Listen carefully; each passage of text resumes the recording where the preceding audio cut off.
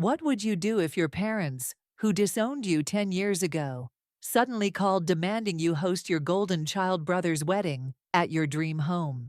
Well, that's exactly what happened to me, and the way I handled it changed everything. Hey everyone, I'm Allison, and if you're dealing with toxic family dynamics, manipulative parents, or struggling to set boundaries with people who refuse to respect them, this story is for you. Make sure to hit that like button if you've ever felt like the family scapegoat, and subscribe for more content about standing up to manipulation and building the life you deserve. Before we dive in, let me know in the comments where you're watching from. I love connecting with viewers who understand what it's like to choose yourself over family expectations. Let me paint you a picture of my childhood. Picture this: a beautiful suburban Connecticut home, two successful physician parents, and two children living completely different realities under the same roof. My brother Michael was the golden child, the cherished firstborn son who could literally do no wrong. His baseball trophies dominated our living room mantel like trophies in a shrine. Meanwhile, my academic certificates,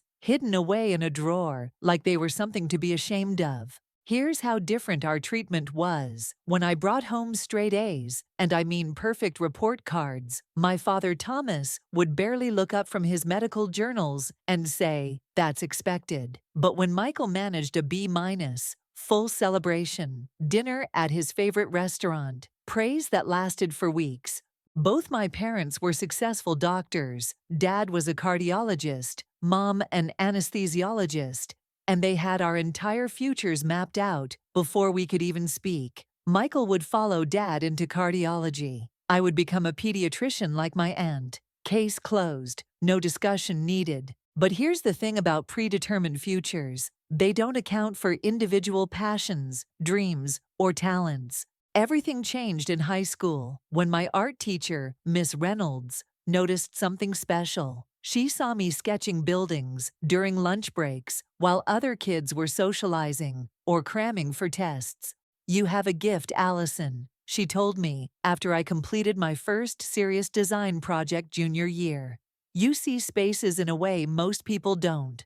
For the first time in my life, I felt a calling that was uniquely mine, not something imposed by my parents, not something expected because of my gender or birth order. Something that came from deep within me. Architecture wasn't just interesting to me. It was like discovering a language I'd been meant to speak my entire life. When I tentatively, and I mean very carefully, shared my interest with my parents, their dismissal was swift and brutal. "That's a nice hobby, but not a real career path," my mother said, without even looking up from her medical journal. My father added, "Architects spend years struggling before they make any money, if they ever do. Medicine is secure, respected. Architecture is for dreamers."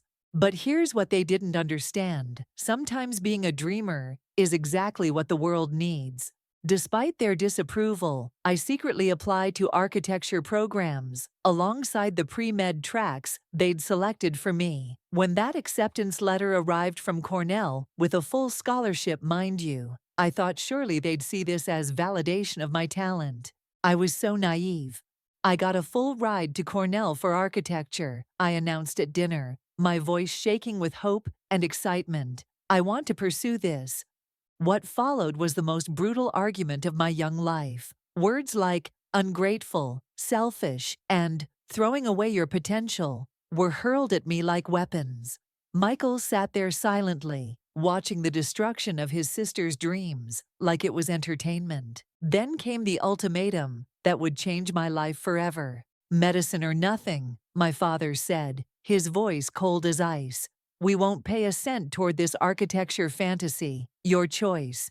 I chose my dream. The next morning, with hands literally shaking, I accepted Cornell's offer. By evening, my belongings were in garbage bags on the front porch. My bank account, which contained all my childhood savings, was emptied, legally since my parents were co-signers. My cell phone was cut off.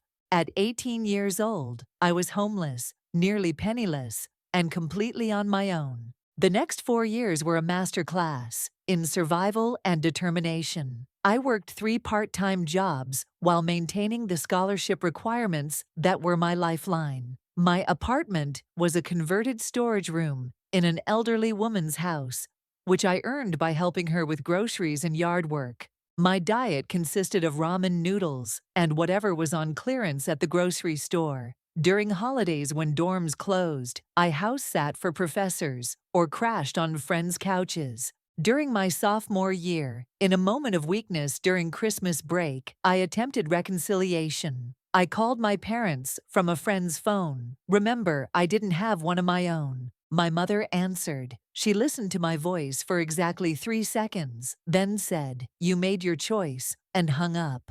That's when I knew there was no going back, no second chances, no forgiveness for the crime of following my passion. But here's the beautiful part of this story. Sometimes when people try to destroy your dreams, they actually fuel your determination to prove them wrong. After graduation, I landed an entry-level position at a small but innovative firm in Boston. Over 6 years, I climbed from junior designer to project lead through pure talent and relentless hard work. I saved obsessively, lived modestly, and at 26, I purchased a neglected lakefront property an hour outside the city. For 2 years, I renovated it into my absolute dream home, a modern glass and wood structure that perfectly balanced with the natural landscape. This wasn't just a house, friends. This was proof. Proof that I could create something beautiful, something meaningful, something that honored both my vision and the environment around it. The home was featured in 2 design magazines, including Architectural Digest, a detail that becomes very important later in this story. Along the way, I met James, a structural engineer with kind eyes and quiet confidence that perfectly balanced my intensity. He moved in last year, and for the first time since leaving home, at 18, I felt like I had a real family again. My career continued ascending. My newest project, a sustainable community center, was gathering attention in architectural circles. I had created a beautiful life from nothing but determination and talent. And then, on a sunny Tuesday morning, my office phone rang with a number I still recognized despite 10 years of silence. "Allison, this is your mother." My heart literally stuttered. 10 years of silence, broken by that familiar voice, still crisp, still authoritative, still acting like we'd spoken last week instead of a decade ago. "Mom," I barely whispered, the word feeling foreign on my tongue. "Yes, it's me. How are you?" she asked with such casual tone, as if this was a normal mother-daughter check-in call. After an awkward pause, I managed, "I'm well. Why are you calling?"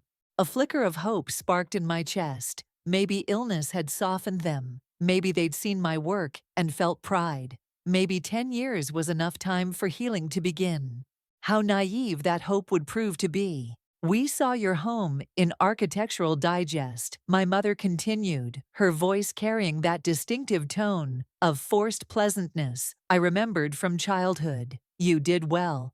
That's actually why I'm calling," she said. And immediately, something in her voice triggered an old warning system inside me. "Michael is engaged," she announced, "to Rebecca Sullivan. Her family is quite well connected in Boston. The wedding is in 3 months." She explained that their original venue, Lakeside Gardens, had suffered flooding damage and couldn't accommodate the wedding. Everything else was booked. Then came the bomb. "Your property would be perfect, right on the lake, plenty of space for tents. It would be such a help to your brother." Not a question, not a request, a statement, as if my property were a family resource, not my hard-earned private home. "Mom, I don't think that would work," I said carefully. "My place isn't set up for events, and I'm not comfortable hosting a wedding, especially not with family I haven't spoken to in 10 years. "Oh, don't be so dramatic, Allison," she sighed. "That was all so long ago. This is about Michael's special day." No acknowledgement of their actions, no apology, not even recognition that disowning your child might create some awkwardness worth addressing. Then she dropped the real bombshell. "I've already mentioned to Rebecca's mother what a lovely alternative we have. She's quite relieved. My stomach dropped. You told them they could use my home without asking me first? Well, I knew you'd want to help your brother. Family comes first, after all. The irony was so bitter, I almost laughed. Family comes first. From the people who kicked me out at 18, emptied my bank account, and hung up on me when I tried to reconcile. I'm sorry, but my answer is no, I said, surprised at how steady my voice remained. Before I could suggest alternatives, my father's voice came through the phone. Allison, this is ridiculous. Your brother needs your help. After everything we did for you, you can't do this one thing? This property of yours wouldn't even exist if we hadn't paid for your education. I blinked in disbelief. You didn't pay for my education. I had a scholarship and worked 3 jobs to cover the rest. You cut me off completely. We gave you 18 years of food, shelter, and opportunities. Now you have a chance to repay some of that debt. That familiar tightness in my chest returned. The same sensation from childhood, when my reality was twisted into something unrecognizable. My home is not available, I stated firmly. I'm sorry about Michael's venue problems, but I can't help with this. Can't or won't, my father snapped. Both, I replied honestly. The conversation ended with my mother delivering the final blow. Rebecca's parents have already told half the guests about the lake house solution. The invitations are being reprinted as we speak. You would embarrass the entire family by refusing now. I am refusing now, I said. And I'm not responsible for promises you made about my property without my permission. The line went dead. I thought that was the end of it. How wrong I was. A week later, the calls started. First, from a catering company I'd never heard of. Miss Hayes, this is Coastal Catering. I'm calling to confirm the menu selections for the wedding reception at your property on June 12th. My blood ran cold. There must be a mistake. I'm not hosting a wedding. We have a contract for the Hayes-Sullivan wedding at 142 Lakeshore Drive, signed by Mr. Thomas Hayes. Then came calls from a florist, a rental company, a portable restroom provider, a valet parking service, a string quartet. With each call, my anxiety spiraled. This wasn't a misunderstanding. This was a coordinated campaign to force my compliance through momentum and public pressure. But the worst was yet to come. A design colleague texted me. Saw the news about hosting your brother's wedding. The Sullivan connection is huge. Great networking opportunity. Confused, I asked what she meant. She sent me a link to Rebecca's mother's Instagram account. There, in vivid display, were photos of my property taken from the lake, accompanied by a gushing post, thrilled to announce the new venue for Rebecca and Michael's special day. This stunning lakefront architectural gem belongs to Michael's talented sister, family coming together to create perfect memories. The post had hundreds of likes and dozens of comments congratulating them on the gorgeous family venue. Several people mentioned looking forward to seeing the property in person. They were using social media to create public expectation, making it increasingly difficult for me to refuse without appearing heartless. When I called my parents to confront them about this outrageous behavior, my mother's response was chilling. We assumed you'd reconsider once you had time to think about it. It's just one day. Stop being difficult. Then I received a text from Michael, our first communication in 10 years. Sis, don't know why you're being difficult about the wedding. Mom and Dad have already done all the work. Just let it happen. It would mean a lot to Rebecca. After 10 years of silence, this was his first message to me. Not hello, not how are you. Just entitlement wrapped in familial obligation. I replied, this is my private home, not a wedding venue. I said no, that should be respected. His response was immediate. Don't be so selfish, it's just one day. The same accusation, passed down from parent to golden child, like a toxic family heirloom. But the absolute worst discovery was yet to come. I found an event page for the Hayes-Sullivan lakefront wedding that included my full address, Posts from Rebecca's friends discussed carpooling to my home, comments about looking forward to exploring the award-winning architecture. Digital invitations had been sent to over 150 guests, with my address prominently displayed, along with accommodation recommendations for nearby hotels. They weren't just planning to show up, they were creating a full-scale invasion of my privacy and property. That night, I had a full-blown anxiety attack. James found me on the bathroom floor, hyperventilating, clutching my phone with all the evidence of my family's complete disregard for my boundaries. "They're coming anyway," I gasped between breaths. "All of them. They're just going to show up and take over." James's expression hardened in a way I'd never seen. "We need to take legal action." "Against my own family?" I asked. "It would be a public spectacle." "Allison, they're creating the spectacle. You're just protecting yourself." As my breathing steadied, I felt a strange calm replace the panic. This violation had crossed a line from which there was no return. My remaining hope for eventual reconciliation evaporated, replaced by clear-eyed determination. "You're right," I said finally. "I need to protect myself, but I'm going to do it my way." The next morning, I called my friend Stephanie, a lawyer specializing in property disputes. Over coffee on my deck, I laid out the entire situation. "This is a clear case of attempted trespassing," she said. "They have no legal right to use your property without consent, regardless of family relationship." We discussed my options: cease and desist letters, temporary restraining orders, pursuing damages for misrepresentation. But given the timeline and my family's history of ignoring boundaries, we prepared for the possibility they'd show up anyway. That afternoon, James helped me install a comprehensive security system with cameras covering all access points. We documented every communication, created a timeline of events, and compiled screenshots of social media posts using my address without permission. I spoke with my neighbor Marcus, a retired police officer who was outraged by the situation and promised backup if needed. I contacted the local police to document my refusal in advance.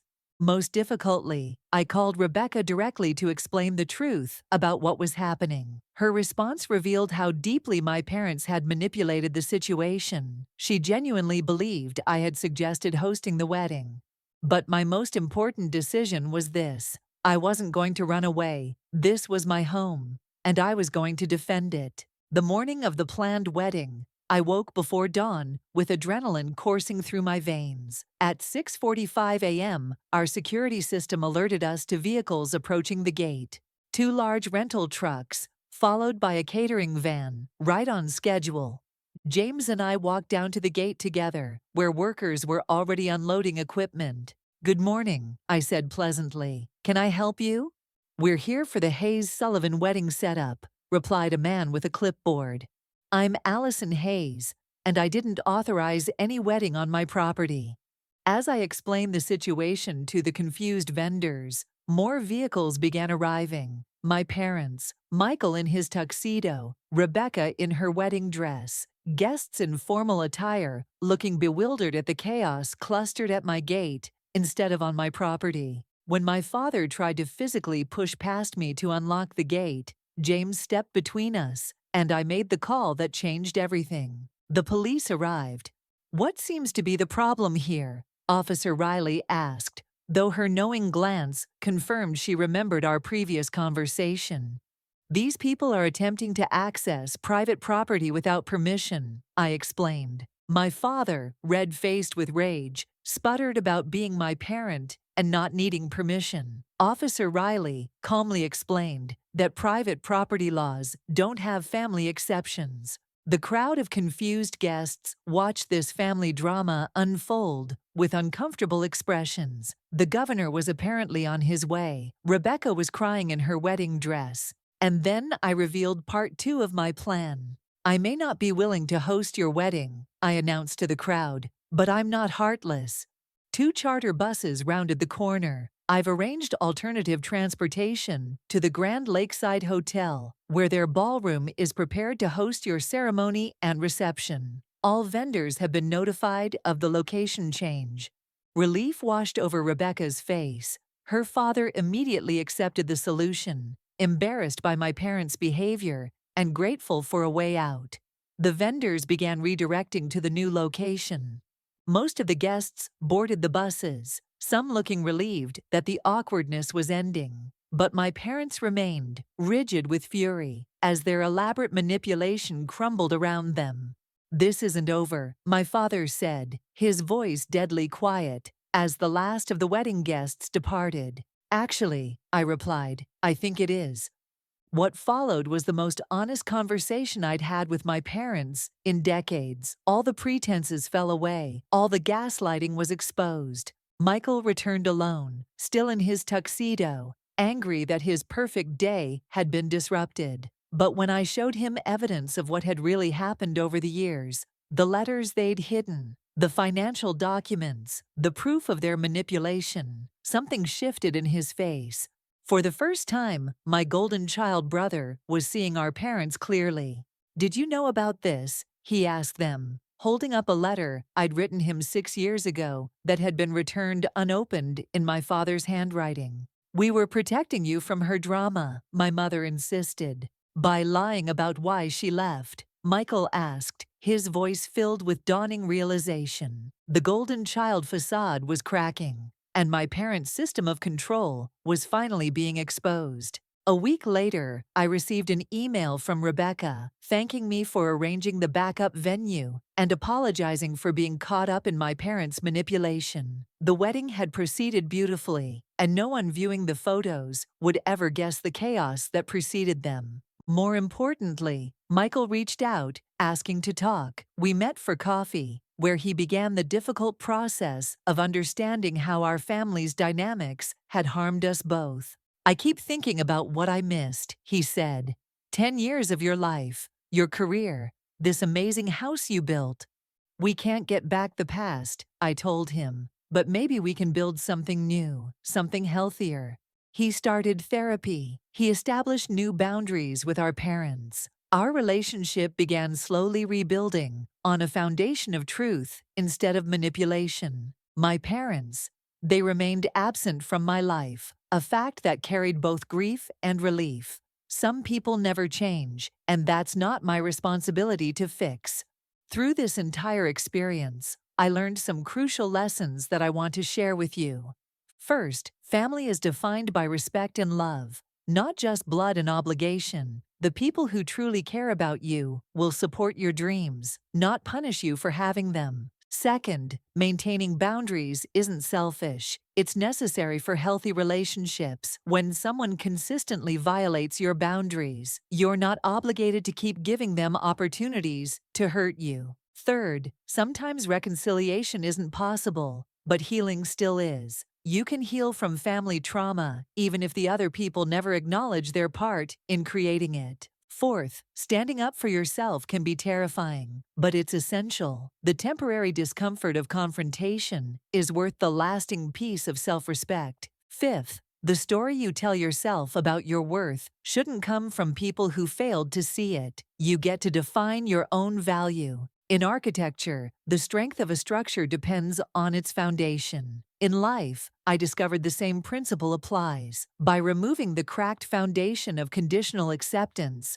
and rebuilding on self-respect and healthy boundaries, I created something both beautiful and enduring. Today, I'm thriving in ways my 18-year-old self could never have imagined. My career continues to flourish. James and I are engaged, building a life based on mutual respect and genuine love. I have meaningful friendships and a chosen family that celebrates who I am. Most importantly, I sleep peacefully in the home I designed and built with my own hands. A daily reminder that following your dreams, even when others try to destroy them, can lead to something more beautiful than you ever imagined. Have you ever had to establish difficult boundaries with family? What helped you find the courage to stand firm? I'd love to hear your stories in the comments below. This community is built on supporting each other through these challenging situations.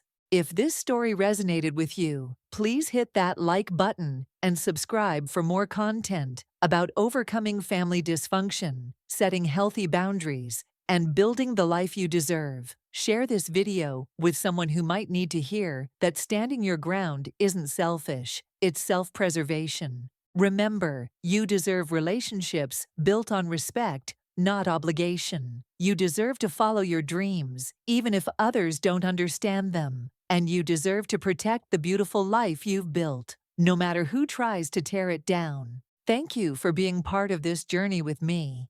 I'll see you in the next video, where we'll dive deeper into practical strategies for dealing with narcissistic family members and the guilt that comes with going no contact. Until then, remember, your dreams are valid, your boundaries matter, and you are worthy of love that doesn't come with conditions.